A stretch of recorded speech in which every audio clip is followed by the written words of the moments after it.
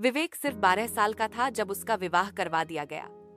गांव में ढोल नगाड़े बज रहे थे, लोग नाच रहे थे, लेकिन विवेक की आंखों में सवाल थे। उसे नहीं समझ आया कि उसके बचपन के बीच में यह बड़ा बोझ क्यों डाल दिया गया। उसकी दुल्हन अनामिका खुद बस 10 साल की थी, मासूम, चुप और सहमी हुई। दोनों को पता ही नहीं था कि शादी का मतलब क्या होता है। खेलना था, सीखना था, लेकिन जिंदगी एक अनजाने मोड़ पर आ गई थी। शादी के बाद विवेक ने सबकी बात मानी, पर अपने सपनों से समझौता नहीं किया। जब सब सोते, वो चुपचाप दिए की रोशनी में किताब खोलता और पढ़ता। उसे पढ़ाई में अपना भविष्य दिखता था, एक रास्ता दिखता था जो उसे इस मजबूरी से निकाल सकता था। धीरे धीरे अनामिका ने उसे पढ़ते देखा। वह भी जिज्ञासु थी, बस उसे कभी अवसर नहीं मिला था। विवेक ने उसे भी पढ़ाना शुरू किया। दोनों ने साथ साथ पढ़ना शुरू किया। जहां बचपन खो गया था, वहीं से उन्होंने ज्ञान की नई दुनिया बनानी शुरू की। वक्त बीता। विवेक ने मेहनत करके शिक्षक की नौकरी पाई।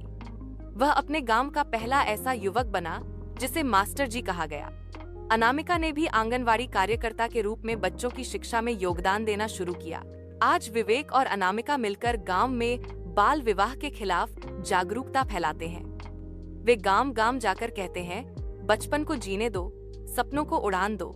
विवेक मुस्कुराकर कहता है, शादी तो बचपन में हुई थी, लेकिन जिंदगी हमने अपनी शर्तों पर जी।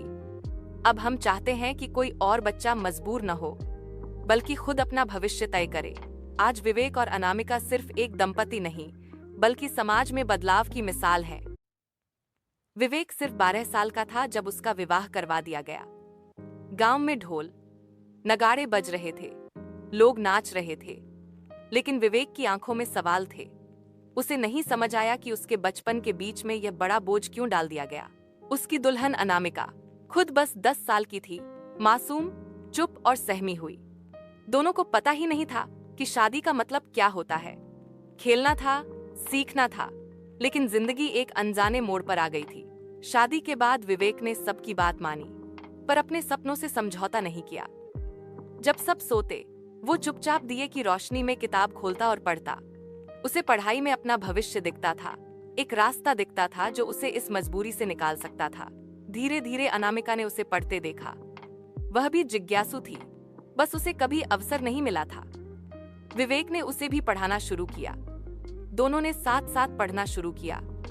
जहां बचपन खो गया था, वहीं से उन्होंने ज्ञान की नई दुनिया बनानी शुरू की। वक्त बीता। विवेक ने मेहनत करके शिक्षक की नौकरी पाई। वह अपने गांव का पहला ऐसा युवक बना जिसे मास्टर